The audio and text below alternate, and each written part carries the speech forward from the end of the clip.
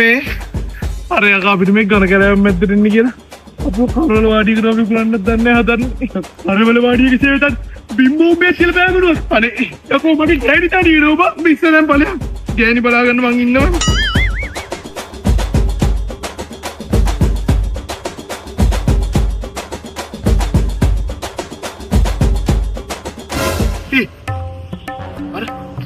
जादू නේ බල්ලෝ ඒ ඉන්නේ බෙමියා උඩ જાදු වැහිලාද කොහෙද යන්න බලන්න බලලෙමු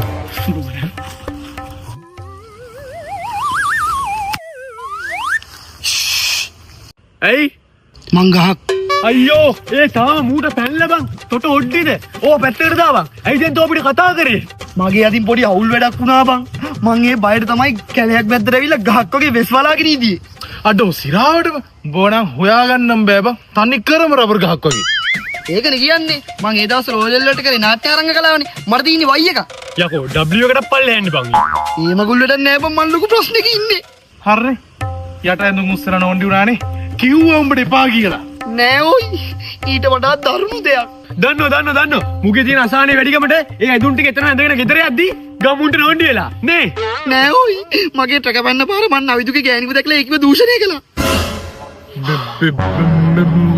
අපේ නවියාගේ ඒකේ කැමැත්තෙන් දූෂණය කරනවද බං මම නම් දැනගෙන හිටියා ඔයා යට ඇඳුම් හොරගම් කරද්දි ඔය වගේ දේවල් නම් කරනවමයි කියා. දැන් නවියා දන්නවද? ඒ වෙලාවේ මගේ ට්‍රැක බැනලා ඔය හිටියේ. ඒකයි මං එහෙම දෙයක් කළේ. නවියා දන්නවත් ඇති බං මෙලහකට. බලපන්. තෝගේ වැඩ හින්දා අපිටත් මරුම් ගන්න වෙනවා. පරින්දයි යන්න. සීප් එකේ නවියලා ගෙවල් පෙත්තරේ හැදලා තත්තු බලන්න. යන්